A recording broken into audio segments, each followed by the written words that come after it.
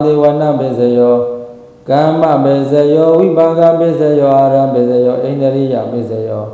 Dana Bezayo, Mega Bezayo, Damyuda Bezayo, Vibyuda Bezayo,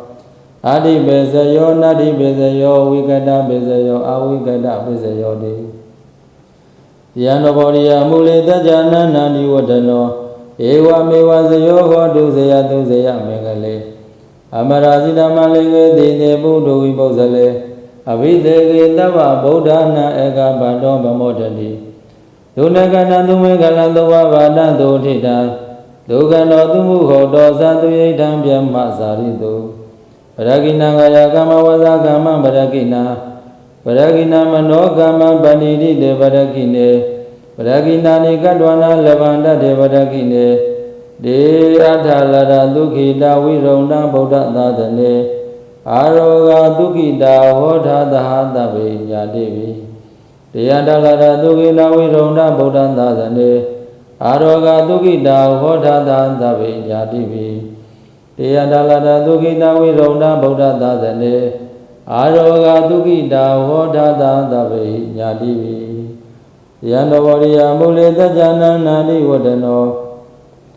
Ewa Mewazayo Hodu Zaya Duzaya Mingale Janandagi Nueva Ngadu Myazwavayai Nani Wadano Ayanita Jingo Pido Mudo Myashingoro Myajidi Wariya Waribe Mule Marazina Malindo Cheyena Zayando Yata Mangavago Omyano Mudagedo Ewa Mewai Duzalinde Domagaine Chenganai Loya Dasu, Vyashin Koromyajigo Pumyo Nijade, Yanaro Mujade, Duro Compound di Sayo, Aunye Megala Piavia di Hodu Senza Madwe, Jabazi Dadi, the Yamingale Oya, Auja, Auzu Bonnet, Aunye Megala Piavia di Elo Magaine, Chenkane, Vayabudia, Nabudo Mujade, Duro Compound. Saya tu sejak sida engkau sama tu, amin doamu jabasi kau tadi. Tadu, tadu, tadu.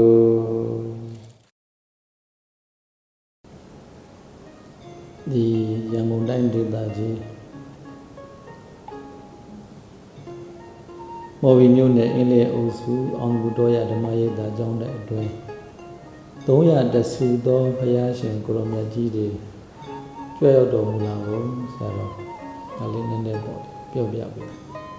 Illusion ye Namen in the Boasuye Pia the Mime Aluria Pumio Gino Jaboni Limula Saro Jami Jinjo Natana Sennipo The goodness Salabai Loka Saroji, the Mr. Kumanu, so that Japananga Japananga, Mr. Kumanu, Suraga, do ye Pina Yaga, Nibina, told looked at Pina Sandiaba, a young lad on my mother. Ganikavamale, do ye, oh, Yenya de a don't you below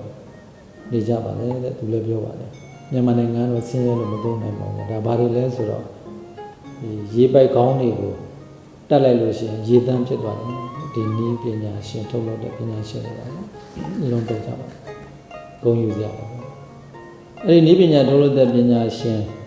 Yamananga, Mudumi, in Jada, other media of the sheet. The band like Gogo in Yarema went to Japan.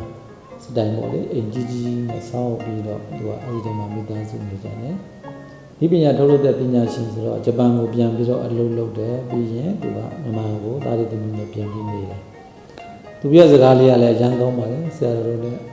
အလုံးပေါ့ကြားနာကြတဲ့ပုဂ္ဂိုလ်တွေလည်းဂုဏ်ယူကြပါကိုယ်နိုင်ငံကိုလူမျိုးမစ္စတာကုမန်တို့ကလည်းသူအကောင်းဆုံးနေရမယ့်နေရာကိုရွေးတယ်နေရာတစ်ခုပေါ့အဲဒီလိုနေရာမှာရာသက်ပံနေပြီးတော့တည်မဲ့နေရာနေလို့ကောင်းတဲ့နေရာကိုသူကကမ္ဘာမှာပြေးပါတယ်အမေရိကဆိုလည်းသူမကောင်းအနေနဲ့များတခြားစင်ကာပူစတဲ့နိုင်ငံပေါင်းစုံကြည့်လဲမကောင်းရမ်းကမ္ဘာမှာအမှန်တမ်းအကျင့်စရိုက်တွေရမ်းပြတယ်လို့ဒီလို သိကြပါလေအဲ့တော့သူနေမဲ့နေရာလေးတစ်ခုကိုနေလဲနေမဲ့သိလဲသိမဲ့အကောင်းဆုံးနေရာလေးရွေးတော့ဘယ်နိုင်ငံလုံးလို့ဆိုတော့မြန်မာနိုင်ငံဒါမစ္စတာကူမာနိုပြောတဲ့စကားဂျပန်နိုင်ငံသားဒီပညာထုတ်တဲ့ပညာရှင်ပြောတဲ့စကားဆရာတော်အဲ့တော့ဒီစကားကိုကြားတော့အပြင်ကိုယ်နိုင်ငံကိုယ်လူမျိုးတွေဟာဝန်တာကြရမယ်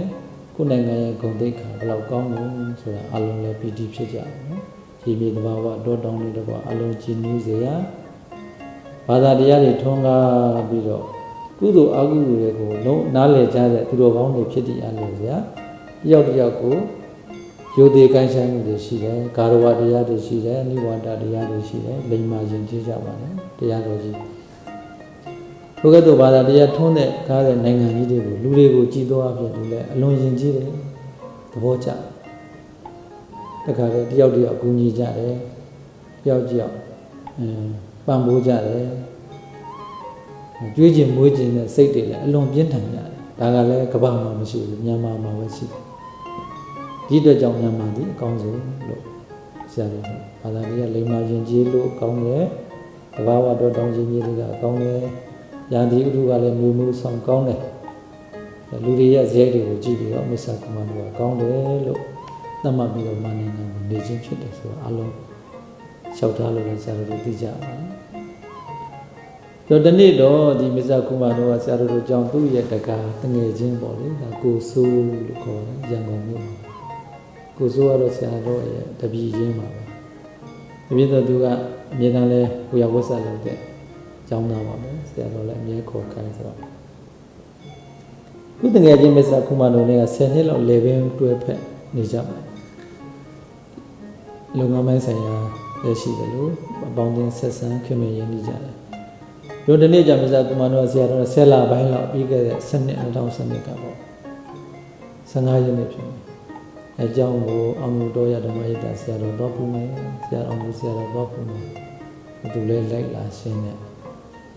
ဆရာတော်ကိုဖူးရောကြည်ညို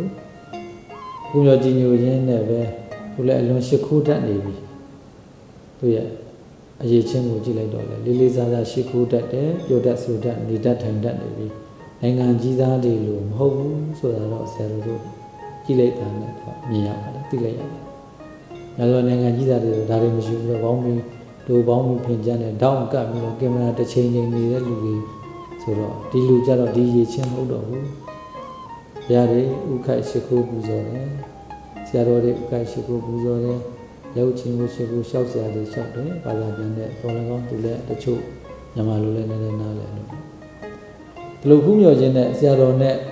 ဖူးမြော်ပြီးတော့10မိနစ်နာရီဝက်ပါပဲဒီလောက်ခန့်ဆရာတော်ကသူကလည်းတခြားကြည့်ပြီးတော့လေးလာပြီးတော့ဆရာတော်ရဲ့နေနံလေးတော့သူကမေးသေးတယ်မေးပြီးတော့တွက်ချက်ဟန်တူပါတယ်သူလည်းနက္ခပညာရှင်တွေအင်တာနက်ကတင်ပြီးတော့တွက်ပါတယ်ဒီဖြေတော့ဆရာတော်ကပြောလို့တော့ဒါလေးတော့ဒီလိုနဲ့အဲ့ဒီ15ရက်နေ့ပေါ့ဒါမနေ့ညနေ2နာရီ3နာရီတော့ဘုရားတွေကိုလှူခြင်းနဲ့ဆန္ဒပြင်းပြတယ်ပေါ့အိမ်ရောက်တော့သူတငယ်ချင်းတွေကိုအကြောင်းကြားတဲ့အခါအကြောင်းကြားဘုရားတို့တငယ်ချင်းတွေလည်းဒီဘုရားတွေရှိတယ်ဆိုတော့မသိရကြရဘူးဘုရားတွေတငယ်ချင်းဘယ်ဘုရားလှူမှာလဲဘာငါမှဘုရားရှိတယ်သူကအိမ်ကိုလည်းသူကဘုရားကဘယ်သူမှမပြသူကိုယ်တိုင်ကြည်ညိုသူကိုယ်တိုင်ဖူးဒါကတော့ဆရာတော်ဟိုပေါ့လေပြောရရင်သူ့ကိုတွေးမှပဲအလုံးသဘောပေါက်ကြလိမ့်မယ်ထင်တယ်သူ့ရဲ့ပစ္စဒသူ့ရဲ့ရုပ်သူ့ရဲ့ပုံနဲ့လှုပ်ရှားပုံကိုကြည်သွားပြီးတော့ပေါ့မှာပါဆရာတော်ပြောတာထက်ပေါ့ညသောနိုင်ငံသားတွေဖျားစုတယ်ဆိုရင်ရောင်းချဖို့စီးပွားရှာဖို့လုပ်ကြတယ်ဒါကနိုင်ငံသားမဟုတ်ဘာပြည်ညသောချမ်းသာတဲ့လူတွေလည်းလုပ်ကြပါလေဒါကြောင့်ဒီဘိုင်းပေါ့ဒီရဲ့နောက်ဆက်တွဲကဏ္ဍမှာဘုရားကိုထိုးကဲ့သို့ရောင်းချတဲ့ပုဂ္ဂိုလ်တွေတမိုင်းကိုလည်းဆရာတော်နည်းနည်းထည့်ပြောသွားမယ်လက်တွေ့လေးတွေပေါ့လေအားလုံးလည်းဘုဒ္ဓတာဘုရားအဲ့တော့ဒီတော့မစ္စတာကူမာနိုကဘုရားကိုအလွန်ချစ်တဲ့ပုဂ္ဂိုလ်လို့ဆိုတာဆရာတော်တို့သဘောပေါက်နေတယ်ရောင်းဖို့မဟုတ်တော့ဘူးဆိုတဲ့အပိုင်းပါပဲဒါသိစေချင်အဲ့တော့သူ့အိမ်ထဲမှာပဲသူကိုယ်တိုင်ထားပြီးတော့ဘုရားကိုနေ့စဉ်ဖူးမြော်တယ်နေ့စဉ်ကြည်တယ်နေ့စဉ်ဖူးတယ်သူကအဲ့တော့အလွန်ကိုဘုရားကိုချစ်မြတ်လို့တဲ့ပုဂ္ဂိုလ်လို့ဆရာတော်တို့ဒါသိကြရတယ် ဒီတော့ဒီလိုနဲ့ဘုရားတွေလှူမယ်လို့ဆိုတော့ဘုရားရောက်ဖို့သူ့တည်ဒီလိုရှိအောင်ဘုရားတွေရောက်ဖို့ဆိုတာလည်းအတော်မလွယ်ဘူးယုံကြည်မှုကလည်းပြင်းထန်ရအောင်တရားတရားကိုကလည်းမှန်အောင်မှအဲ့တော့လူရဲ့စိတ်ဓာတ်ကိုလည်းပြင်းပြင်းထန်ထန်နဲ့ကြည်ညိုစိတ်ကလည်းရှိအောင်မှဒီလိုမှလည်းရောက်လိမ့်မယ်ဘုရားဆိုတာလူပြင်းထန်တဲ့စိတ်ဓာတ်မရှိဘူးဆိုဘုန်းကြီးတွေလက်ထဲမှာတော့ရှိဖို့တရင်သုံးဖို့မလွယ်ဘူးအဲ့တော့ကျွန်မကြီးကပြင်းထန်တဲ့တရားတရားယုံကြည်မှု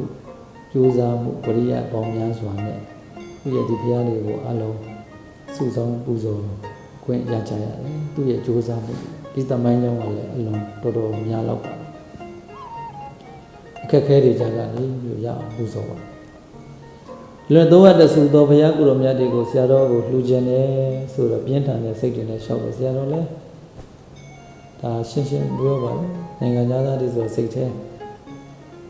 တမျိုးဖြစ်သွားမယ်ဆရာတော်ခဏနေအောင်ဘာသာပြန်နေပေါ့ကျောင်းမှာကြီးညိုစရာမကောင်းဘူးဆိုတဲ့ပုံတော်တွေတော့တကယ်မထားချင်ဘူးဆရာတော်တချို့ဟာတွေကဗမာပြည်ထဲမှာဖြစ်တယ်လို့ထူးကြတယ်လက်ရာတွေကဖြစ်တယ်လို့ထူးပြီးကိုယ်စိတ်ကူးရှိရမှန်းမြော်ထူးနေကြတဲ့ပုံတွေများတော့အဲ့လိုမလို့ချင်ဘူးဆရာတော်ကြည့်အောင်မယ်ပေါ့ဆရာတော်ကြည့်ပါဆရာတော်လည်းထင်တာလဲသူက300တဆူလူမယ်ဆိုရင်ဒီလက်တစ်စစ်နဲ့စစ်ဘုရားလေးတွေလည်းထင်မိတယ်စိတ်ကအမြင်ရတော့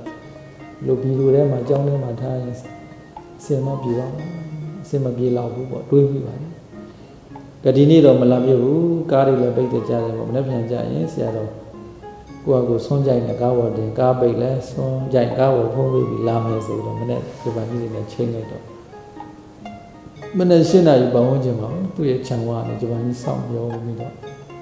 ဟောင်းတူတယ်အလောက်တချီချီနဲ့တခါလဲဆရာတော်ကြွလာတော့လှူချင်တာအပြင်းထန်လှူချင်တော့ဘုရားကြီးသူလိုက်ပြတယ်လိုက်တယ်အလူကမလားဂျပန်ကြီးဖက်နှက်ချွတ်ပါဘုရားတွေတက်ခါတဲ့အံ့ဩဖွယ်ရာကောင်းတော့အိမ်ထဲမှာစိတ်ထဲကိုတုံလှုပ်သွားလောက်အောင်တုံလှုပ်လဲတုံလှုပ်ပါဆရာတော်တို့ကျက်သိမ်းမွန်းကြီးတွေလည်းအကျဉ်းချင်းထားပြီးတော့ဘယ်လိုဖြစ်မှန်းတောင်မှဖြစ်စဉ်ကိုပြန်တွေးလို့မရအောင်ဖြစ်မိတယ်။ငါဘာတွေဖြစ်သွားလဲဆိုတာတောင်မှခုဆရာတော်ပြန်ပြောရင်ပြောပြတတ်ဘလောက်ဒီလောက်ဒီဆရာတော်လည်းခံစားတော့အဲ့တော့ဒီကနေ့အဲ့တော့ဘုရားတွေခုဂျပန်ကြီးဖဏတ်ချွတ်ပါဆိုလက်ဥချီပြီးဆရာအလူခံပါမယ်ဆိုတော့လည်းပြုံးသူမျက်နာလေကဘုရားခိုင်ဥချရုပ်ဖတ်တရေစေမှားတာတွေရှိရင်လည်းခွင့်လို့အကုန်လုံးတောင်းမှာဘုရားတွေတခါလဲဂျပန်ကြီးကလိုက်ပြတယ်300တဆူသောဘုရားကိုယ်တော်မြတ်တွေကိုလျောင်းတော်မူတွေထိုင်တော်မူတွေရပ်တော်မူတွေတင်မလင်းခွေအမျိုးမျိုးဟန်မျိုးမျိုးပြသလိုဂျပန်ကြီးကလည်းဒီဘုရားကပြန်ကျမ်းမာရေးကောင်းတယ်ဒီဘုရားစီးပွားရေးကောင်းတယ်အလွန်အောင်မြင်တယ်ငွေကြေးပြည့်စုံတယ်ဆိုတဲ့အကြောင်းတခါနဲ့လောကီရာတွေရှင်းပြပါတယ်ဆရာတော်ကတော့ဒါတွေတော့အာယုံမရှိပါဘူးလေသူကတော့သူ့ရဲ့လောကီအကြောင်းတွေကိုကိုယ်တိုင်အောင်မြင်တော့ဒါတွေလည်းသူပြောပြပါတယ်ဒါတွေလည်းဂုဏ်ယူစရာပါဘုရားဘာသာကောင်းသူတော်ကောင်းပြီးပြီပေါ့လေသူကတော့မဉ္ဇဉ်ဘုံညာဆိုတဲ့စွမ်းအားတတ္တိတွေကိုပေးစွမ်းတဲ့တတ္တိကိုတစ်လုံးမှမပါပြောလို့ရရင်တော့လောကီအကျိုးကိုပေးစွမ်းနိုင်တဲ့စွမ်းအားတတ္တိတွေကိုတစ်လုံးမကြံပြောနေပါတယ်ဒါမလို့လောကုတ္တရာရဲ့စွမ်းအားတတ္တိကိုတစ်လုံးပြောမပြဘူးအဲ့တော့ဘုရားကိုယ်တော်များဟာလောကုတ္တရာဆိုတဲ့စွမ်းအားတတ္တိကိုပေးစွမ်းတဲ့စွမ်းအားတတ္တိအများကြီးရှိတယ်ဆိုတာကိုတော့ဆရာတော်တို့ကသိပြီးသားဖြစ်လို့ပြုံးပြီးပါဆရာတော်တို့ကကောင်းပါပြီကောင်းပါပြီခေါင်းတင်းငိမ့်နေတယ်ပေါ့ဒီလိုနဲ့အခါတဲ့အလျက်ပြဆွန်းလို့တူပြီးတော့12ဘိန်းက73စီးလောက်ဆရာတော်တို့ကျောင်းတော်ကြီးကိုတိုက်ပြီးတော့ပူဇော်တယ်ပူဇော်တဲ့အခါမှာနောက်ဆုံးတိုက်တဲ့ကားမှာတောင်ဂျပန်ကြီးကတော့မျက်ရည်တောင်ကျပြီးတယ်ဘာဖြစ်လို့လဲလို့ဆိုတော့ဒီဘုရားနေနဲ့နှစ်ပေါင်းများစွာအကြာကြီးဒီပူဇော်ပြီးတော့နေခဲ့တယ်ပေါ့ဒီအိမ်ထဲမှာအခုခွဲသွားရတဲ့ခါကျတော့သူစိတ်မကောင်းဖြစ်မျက်ရည်ကျတာပါလှူရတာတော့အယောင်းတာအဲ့18ရက်နေ့ကျဆရာတို့ဒီကျောင်းတော်ကြီးမှာပဲဘုရားရှင်ကဝတ်ပြုဆင်ခြင်းနဲ့ဒီလိုကောင်းတွေစုပြီးတော့မရှာခုမာတို့ရေစက်ချပွဲအခမ်းအနားကိုအလုံးကျင်းပလှူဒန်းတော့ဂျပန်ကြီးလည်းပြောပြီးတော့တခါလဲရွှေမိုးမျိုးတွေရွာ